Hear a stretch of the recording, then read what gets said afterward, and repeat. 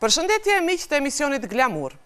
Është ky sezon i ri në të cilën të ftuarit e mi veç më kanë filluar të jenë prezente çdo javë, çdo të diel.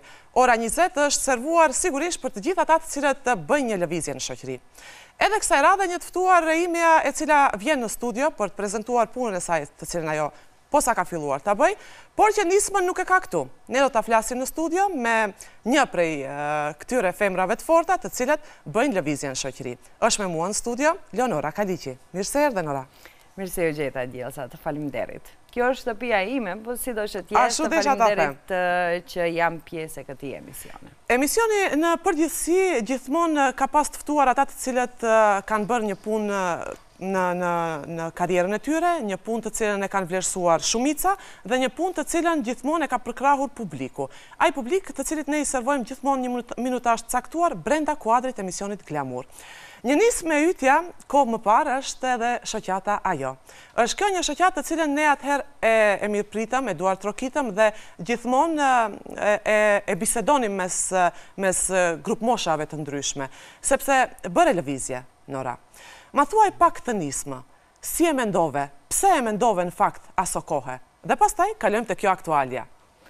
Unë them fillimisht se çdo problematik fillon nga ne, nga këndvështrimi ynë dhe nga rrethi të cilin e shohim çdo ditë problematikat apo çështje të caktuara të cilat mundohemi të zgjidhim në një farë mënyrë. Mirë po, çdo herë përgjegjësitë dhe obligimet rriten kur bëhesh nën. Në veçanti kur ke vajzë. Dhe mendon se a do ta kishe lënë në rrugën të cilën unë e kalova ndoshta duke u përballur me gjitha ato sfida në për të cilat kemi kaluar, me gjitha ato gjemba, ne si gjenerata, me të gjitha ato, ka edhe gjëra të mira, mirë po sfidat kanë qenë pak më të mëdha, dhe a do ta kisha lejuar, dhe a do ta kisha përballuar që vajza ime të kalon në rrugën e njëjtë. Atëherë mora iniciativën që të fillojmë me një grup të grave, jo vetëm unë, por unë isha iniciatore me një qëllim që të krijojmë një vend ku mund të flasim hapur, mund të shfaqim ide, mund të ndërmarrim diçka në lidhje me vetëdijsimin për punën e arsimimit, edukimit, fuqizimit ekonomik, dhunës në familje, shumë çështje të tjera, të cilat ne si përfaqësisht i diskutojmë, mirë po në thellësi ekzistojnë si problematika në shoqërinë tonë. Dhe ideja ishte, qëllimi kryesor është pikërisht që të rrisim vetdijen, jo vetëm të femrave, por edhe të meshkujve, për të drejtat e gruas, për liritë e saj që duhet i posedojë në përzgjedhjen e profesioneve të caktuara, se ne e marrim barazin gjinore apo të drejtat e gruas sikur mjaft keni të drejtat dhe këtu gjithçka duhet të përfundojë për shkak se ne jemi të lira për të përzgjedhur, mirë po ka një pjesë dërmuese të femrave, të grave, dhe vajzave, të cilat nuk e kanë mundësinë e përzgjedhjes. Nuk kanë liritë e kufizuara. Dhe ato që po e shohim çdo ditë në përditshmërinë tonë me ndoshta edhe egzagjerimin e gjërave apo minimizimin e gjërave, mundohemi që gjejmë një mes. Një mes duke u adaptuar në mentalitetin, besimin fetar dhe gjitha ato që në kuadër të kulturës tonë dhe edukatës familjare të ngrisim vetdijen për të drejtat e femrave të cilat duhet i posedojnë, apo në limite, në kufijtë të caktuara. Po. Dhe në këtë periudhë ishit disa aktivitete, disa takime të cilat u vlerësuan mjaft, sepse kishte një ecje në përmirësimin e gjërave të cilat i kishe si synim në kuadër të kësaj shoqate. Kaluan vitet dhe sikur e shihje dhe një pikë të zezë diku atje për ta sjellur në një portal tashmë. Dhe ky portal të cilën ti e ndërtove me idenë tënde, por që në kuadër të saj fut dhe një ekip profesionistësh brenda saj, apo jo? Po, Djelsa, portali është i hapur për opinionet të ndryshme të gjitha grave të profesioneve të ndryshme, të cilat mund të japin kontributin e tyre në drejtim të avancimit dhe të drejtave të grave. Kemi profile të ndryshme të femrave të grave në veçanti, të cilat me vite të tëra kanë luftuar për të thyer ato stereotipet dhe paragjykimet shoqërore, për qëndruar stoikisht në profesionet të cilat i kanë dhe duke arritur suksese të cilat ndoshta ato femrat gratë tani janë në pjedestal, në kulmin e sukseseve të tyre, mirë po ne asnjëherë nuk marrim parasysh se në çfarë rrugë kanë kaluar ato. Dhe pikërisht dhe nuk do mend shumë për ta kuptuar që ajo nuk ka qenë mëndafsht, besoj. Po, duhet jesh mjaft e fortë që të mund të përballesh me ato gjëra. Unë them, nëse shohim një grua të veshur, të rregulluar, që merr fëmijët, hyp në vetur dhe i dërgon ata në qerdhe dhe ne shohim vetëm fizikun e saj, se si duket ajo në taket e saj. Mirë po, asnjëherë nuk e mendojmë pjesën se si erdhi deri te paraqitja fizike para publikut.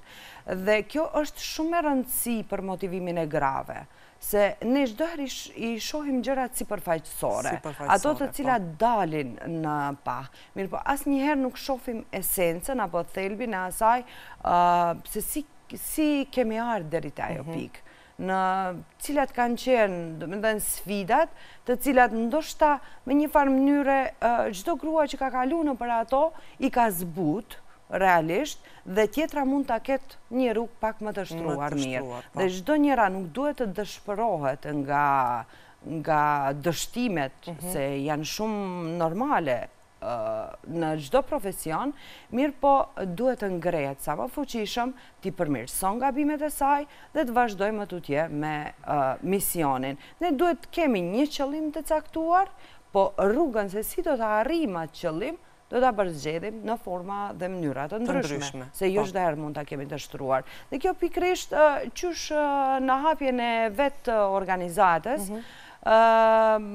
kishte për qëllim një gjë të ne filluam të koncentrohemi në konferenca, pak më ku trajtoheshin kontributi motrave qiriazi apo grave në ruajtjen e identitetit kombëtar, se çdo herë gratë kanë qenë në prapavi, mirë po kanë qenë një fuqi, faktor në shtyrjen e gjërave përpara dhe arritjen e qëllimeve të caktuara kombëtare, mirë po asnjëherë nuk është diskutuar çështja e tyre, duke marrë parasysh rrethanat, paragjykimet dhe gjëra tjera. Dhe kjo pikërisht ka qenë një ndër arsyet kryesore për të cilat kur pash sfidat, kur pash pengesat në atë kohë për arritjen e qëllimeve të caktuara, se ne vazhdimisht themi se nuk kemi iniciativa, po a ka menduar dikush se sa përkrahen gratë në iniciativat e tyre? Sa përkrahen gratë në kulturë? Sa përkrahen gratë në sport? Ne kemi arritje të mëdha të grave të cilat janë në kulturë, mirë po sa përkrahen ato, që të vazhdojnë më tutje me sukseset e radhës. Apo duhet të ndalemi në një pikë të caktuar, edhe të themi se mjaft, ju e keni mjaft të pjesë dhe me kaq përfundon gjithçka. Jo, duhet të mbështetet. Kjo eksperiencë televizive, si gazetare, ti ka hapur dyert, unë besoj, Nora, sepse ke qasje dhe prekje shumë më të përafërt tek temat, tek ndodit, po dhe tek të gjitha informacionet të cilët ti mund t'i marrish prej një institucioni të caktuar. Po. Unë radio-televizionin e ndjej si shtëpinë time. Domethënë, është një periudhë të caktuar, goxha të gjatë, kam kalu në këtë shtëpi, ku unë kam një eksperiencë shumë të madhe në aspekt profesional, dhe ajo eksperiencë, ato takime dhe ato hapje të temave të ndryshme me të cilat ballafaqohemi çdo ditë, më më shtynë sikur që e shohim se zhvillimi teknologjik është një ndër, ka hapa gjigant. Ka kaluar në varshmëri, po. Dhe pikërisht e mendova se mund të jetë, puna e portalit do të jetë një derë e hapur, një dritare ku do të mund të informacion sa më i shpejt, ku do të mund të qasin, më shumë do të kemi mundësi sa më shpejt të japim informacionet, të dhënat, vazhdimisht të zhvillohen fushata mediale në përmjet portalit dhe të arrin sa më shumë të lexuesit apo të një grupi caktuar, pikërisht për vedisimin dhe përvoja profesionale në radio televizion më ka dhënë atë mundësi, gjithashtu edhe kontaktet dhe gjitha jo eksperiencë që kam kaluar, aq unë shpesh e mendoj se neve gjërat na duken shumë më të lehta për t'i bërë në aspektin profesional, mirë po dikujt i duket mjaft e vështirë ta shkruaj një tekst.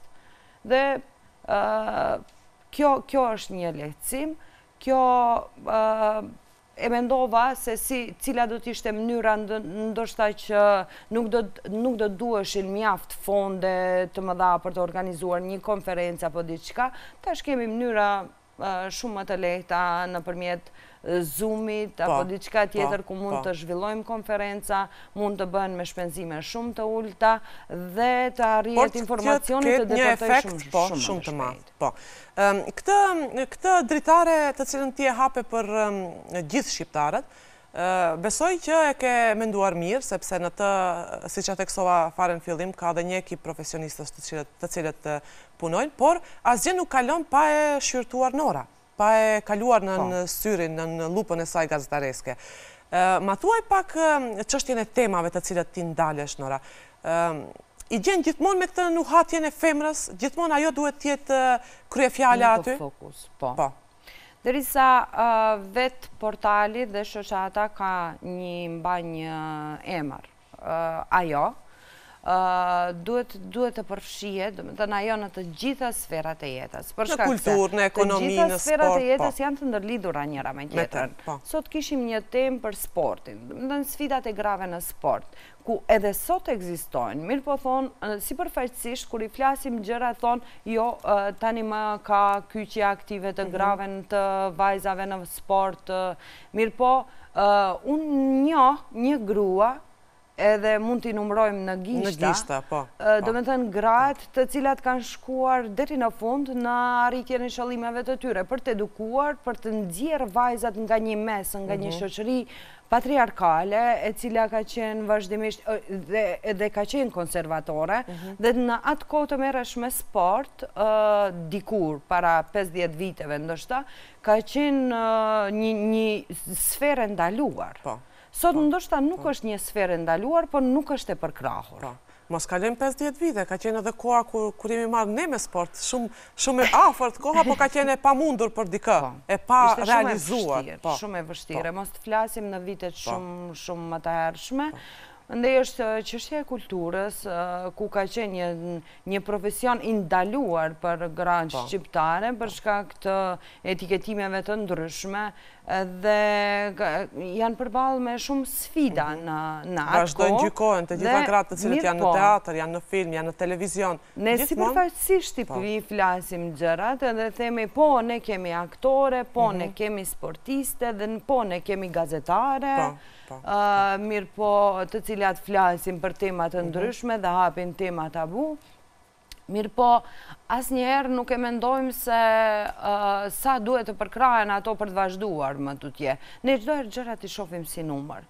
Kishim edhe statistikat e dhunës tash në familje, ku çdo herë i shohim si numër. Si numër, po. Por asnjëherë nuk shohim gjendjen reale në të cilën jemi. Sa paraqiten në rastet e dhunës. Edhe sa i dhimbshëm është ai numër. Deri aty. Edhe ne duhet të ngrisim vetëdijen në këtë aspekt që në sferat të caktuara, në veçanti për dhunën në familje, dhunën ndaj grave, të flitet haptas dhe ato gratë të cilat nuk kanë qasje deri në informacione të kuptojnë që për format e ndryshme të dhunës, sepse një gjë e cila quhet dhunë fizike apo abuzim seksual, për ne është një tabu temë që nuk diskutohet, mirë po fatkecia më e madhe është se e marrim si gjë të zakonshme që duhet ta duroj një grua, duhet ta kaloj atë pjesë të jetës në atë frym dhe është mirë, po nuk shohim se gjeneratat e reja, fëmijët rriten në atë frym dhe e marrin si gjë normale. Dhe ne habitemi mandej vetëm një herë në vit me numrat dhe me statistikat.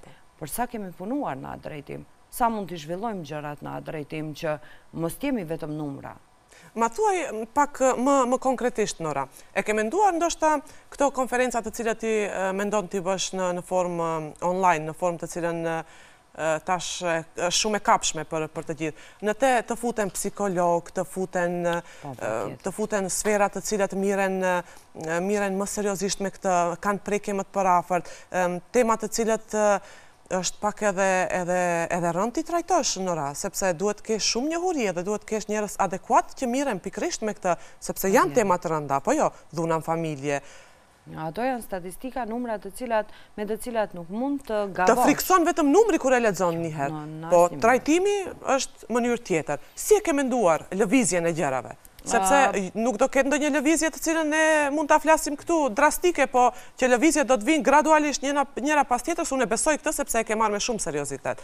Kështu që ne kur e shohim gazetarin ton të përditshme dhe tash aktuale, unë ndonjëherë më vjen edhe keq për shkak të titujve që mundohen të jenë sa më sensacional, mirë po jo mos kenë diçka përmbajtësore në brendin e tyre, dhe pikërisht ishte kjo arsyeja që në veçantë temat e grave. Po, për një moment, sepse unë dala duke lexuar disa nga temat të cilat janë postuar aty, më pëlqen shumë fakti që ndalesh në statistikat të cilat kanë të bëjnë në formë globale, pastaj ndalesh tek ata këtu tek ne dhe bën krahasimin dhe lën linqet shumëta brenda saj ku ne mund të lexojmë edhe shkrime të njerëzve të famshëm, njerëzve të cilët kanë bërë vërtet revolucion në këtë drejtim.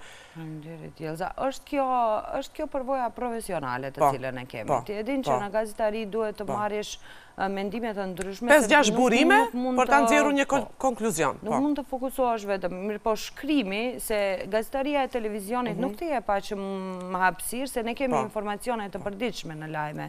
Mirë po, puna e shkrimeve të portalit të jep një hapësirë pak më të madhe, më të zgjeruar, që të mund të trajtosh në një temë në shumë këndvështrime. Dhe statistikat të cilat është e lodhshme, është normale, se duhet punosh me një ekip ku duhet vazhdimisht të jesh në rrjedha me ngjarjet, ku vazhdimisht duhet të jesh në kontakt me organet kompetente, se të statistikat i nxjerrin Ministria e Punëve të Brendshme apo Ministria e Punës dhe Politikës Sociale. Dhe duhet të shohim se të statistikat e sakta, për shkak se shohim portale ku nxjerrin vetëm numra, rreth kaq, ajo është vetëm një farë mënyre për të tërhequr... Një numër imagjinar, do kisha thënë, jo i bazuar diku. Jo, ndoshta se kam pa dikun rreth 2000, apo rreth, ne nuk kemi rreth, do me thënë puna e statistikave flitet për numrat të saktuar. Për një saktësi, po. Dhe nuk na e lejon profesioni jonë që të dalim jashtë kornizave të etikës gazetareske, prandaj edhe do të mundohem që fat që edhe bashkëpunëtorët janë të një mendimi, se çdo herë gjen një ekip me të cilët dëshiron të trajtosh temat të caktuara, por në aspekt pak më serioz, edhe pse ato nuk kanë tash, nuk janë përfituese ato. Nuk janë të klikuara ndoshta po aq sa një titull bombastik. Mirë po, do të mundohemi që të mbajmë cilësin dhe të përmbajemi në të gjitha ato ku shikuesit apo lexuesit mund t'i japim një pasqyrë reale në lidhje me atë që po ndodh, dhe kjo në një farë mënyre ndikon edhe te vetëdijsimi i meshkujve dhunuesve, flas. Se kur shef ti që vazhdimisht po punohet që të ndryshohet kodi penal, që veprat penale si femicidit të futet si vepër shumë e rëndë, me Mandej, në bazë të asaj, me siguri se do të ndikojë që të zbutet sa do pak dhuna, dhe dhunuesi do të ketë një farë frike të themi, apo do të fillojnë të ndalen në bazë të asaj. Nëra, ma thuaj pak çështjen e mbështetjes. Kur jemi te klikimet, unë besoj ata të cilët seriozisht miren kanë interesim për këtë temë, unë besoj që futen dhe lexojnë. Po mbështetjen si e kishe në fillim fare? Thash, ne flasim vetëm për numra, dhe flasim për gjërat sipërfaqësore. Kur flasim për fuqizimin ekonomik të grave, dhe vazhdimisht ne diskutojmë atë që shumë pak gra kyqen në hapin biznese, apo asnjëherë nuk e din se cilat janë sfidat me cilat përballen ato gra. Kemi shumë biznese jo formale, të cilat udhëheqen nga gratë. Pse ato nuk i hapin bizneset e tyre? Se ka një punë, një tollovi administrative që duhet ta kalosh edhe shumica dëshpërohen dhe tërhiqen në këtë aspekt. Pikrisht, kjo ndodh edhe me organizatat jo qeveritare, edhe me iniciativat e ndryshme, që kur fillon të kërkosh, të duket vetja si kur kërkon mëshirë apo lëmosh për diçka personale. Për diçka që të përket ty. Dhe në gjithë shka personalizohet dhe asë njëherë nuk vendoset një dritë në atë që du të arri, du të bëj, du të ndryshoj, mirë po shpresoj se me kohën do të zbuten këto gjëra, për shkak se mbështetje, thash, në çdo aspekt tjetin mjaft mirë në aspektin e kulturës, si në fuqizim ekonomik, si në aspektin e organizatave, iniciativave qytetare, gratë shumë pak janë të mbështetura, fatkeqësisht. Gjithçka që shohim jashtë asaj janë disa subvencione minimale që duhet të kalohet nëpër një proces burokratik që i lodh gratë, se kanë çështje tjera me të cilat merremi. Unë shpresoj se kjo do të ndryshoj dhe këndvështrimi atyre apo gratë të cilat tashmë janë të futura nëpër institucione dhe nëpër vende vendimarrëse, pozita vendimarrëse, do të ndryshojnë këtë mendësi dhe do të fillojnë që të fokusohen më shumë në fuqizimin e grave në çdo aspekt. Nora, më fol pak për rubrikat të cilat janë aty, sepse ka dhe rubrikat të cilat janë të këndshme mjaft për lexuesit, duke marrë parasysh këtu që futet edhe kuzhina, apo jo? Po, Djelza, kuzhina ishte e më zonja cënja, kanë kuzhinë, jo? Jo, gratë janë të gjithanshme. Ne nuk flasim vetëm për këtu, këto statistika janë gjithashtu evidente në nivel global, mirë po janë më të theksuara në vendet e pazhvilluara ekonomikisht. Dhe ne gratë jemi të prirura për gjithë shka. Dhe në veçanti kur jemi nëna, që mundohemi që t'ja u bëjmë fëmijëve sa më atraktive një ushqim të Kishte një rubrikë edhe nëna fëmija diçka? Nëna dhe fëmijët, po. Nëna dhe fëmijët për shkak se gjithë shka lidhet mes gruas dhe fëmijës së saj. Unë mendoj se çdo problematik, aty mund edhe të flasim për përvojat e nënave, opinionet e tyre, se çfarë përjetime kanë, se çdo njëra në vete mendojmë se vetëm unë e përjetoj këtë gjë, jo, të ngjashme janë të gjitha. Në sfidat e nënave janë të ngjashme. Mirë po dallojnë vetëm në edukatën familjare, kulturën të cilën e kemi, gjëra të tjera, mirë po nënat janë ato. Në këtë rubrik, e ke vendosur që do të mirësh vetëm me nënat të cilat kalojnë jetën e tyre pranë fëmijëve, duke i përkrahur, duke i mbështetur, duke i rritur dhe duke i edukuar ata. Me patjetër duhet të jetë kjo një nënë e suksesshme, apo mund të jetë dhe një nënë e rëndomtë, e cila e kalon këtë rrugë? Mund të jetë nënë e rëndomtë, ka shumë. Ajo do të lë opinionin e saj në këtë rubrik, apo jo? Patjetër. Shumë bukur. Në çdo grua, çdo nënë, çdo vajzë, e cila është e rëndësishme në formën e vet? Është e rëndësishme në formën e vet dhe ka një ide apo ka një shkrim të cilin don ta publikoj dhe ka dëshirë ta ndan një eksperiencë të saj për shkak se ti e din që shkrimet çdo herë reflektojnë atë që ne e ndjejmë. Ka hapësirë, do të thënë ai pikërisht është qëllimi i portalit, që çdo grua të ketë hapësirë të shprehë një mendim të saj. Pse jo? Mjaft bukur. Kjo më pëlqen mjaft. Çdo grua mund ta gjej veten aty, çdo grua mund të flet haptas për diçka që Kjo rubrikë ngjan pak edhe psikologut. Sikur shkon e rrëfehesh. Po kemi në plan që është në fillim portali dhe është duke u përpunuar, normal që përpunohen edhe idetë për arritjen e qëllimeve. Dhe kemi në plan që formohet një grup, se jo. Nuk do me thënë që vetëm të arriturat e nënës me fëmijën ti postosh aty, edhe hallet e nënës të cilët bëhen me... Në asnjë mënyrë. Edhe vështërësit. Ne gjitha me sfida jemi, thash prej në mëngjes kur zgjohemi jemi atë me përballemi me sfida të ndryshme.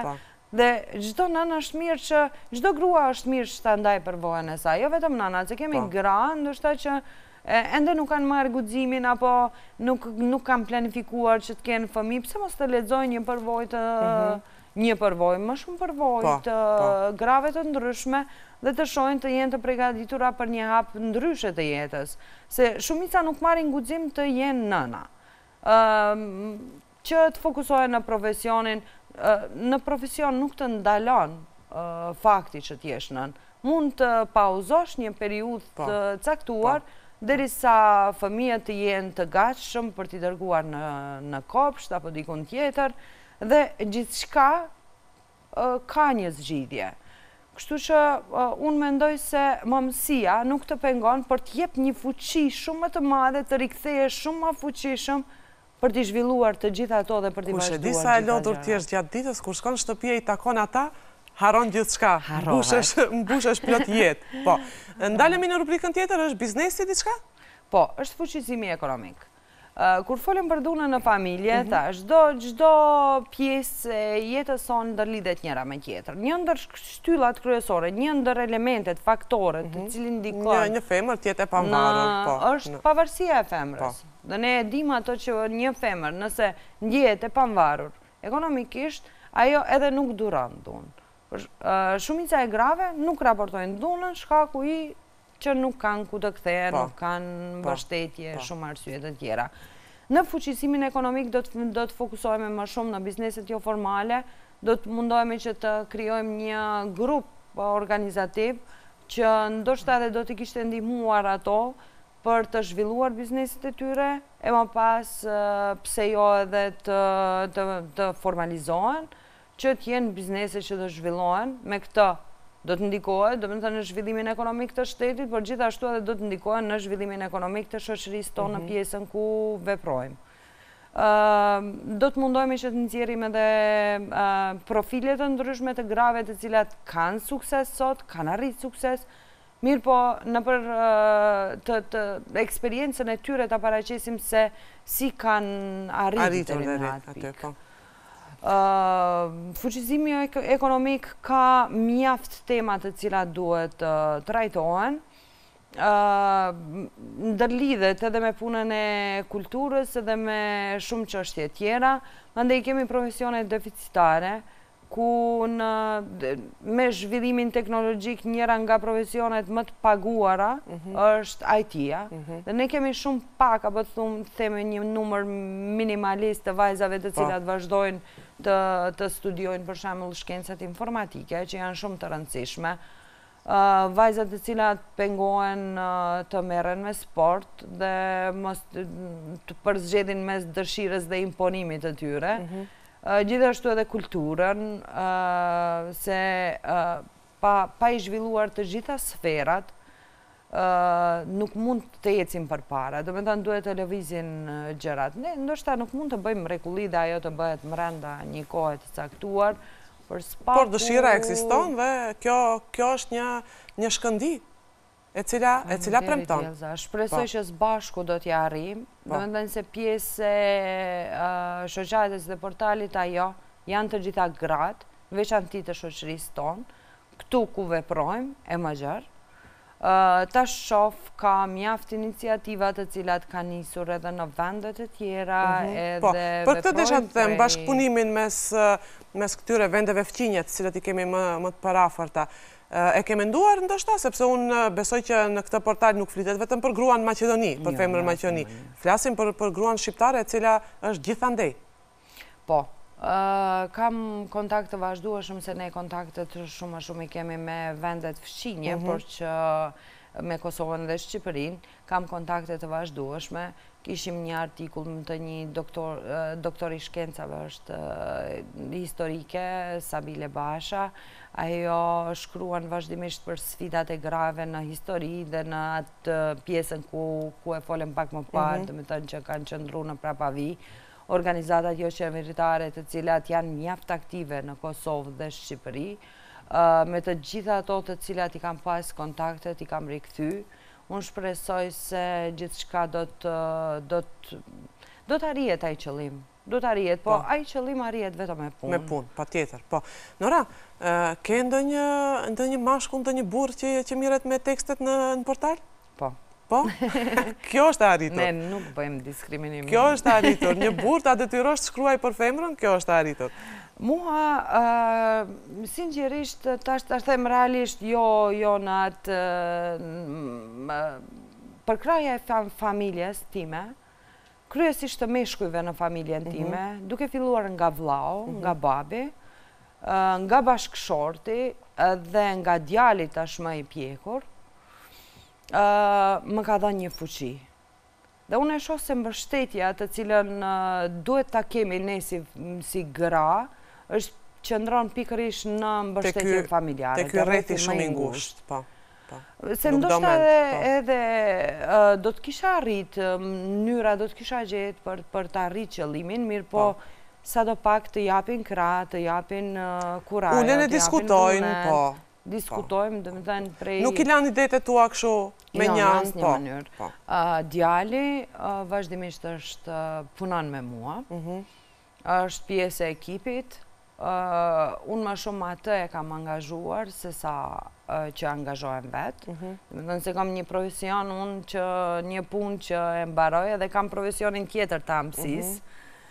Mirë po, më falni, e mbikëqyr vazhdimisht punën e tyre, e shoh se si zhvillohen, dhe sepse fillimisht dua që fëmijët e mi të rriten në atë frym, në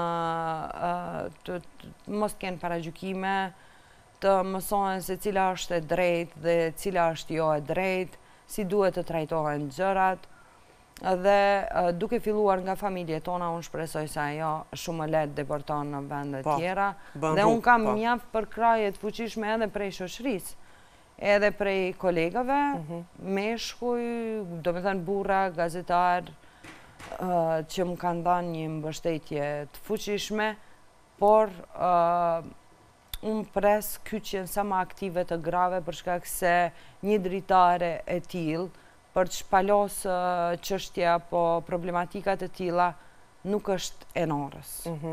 Duhet ta kuptojmë se ajo është e të gjithave.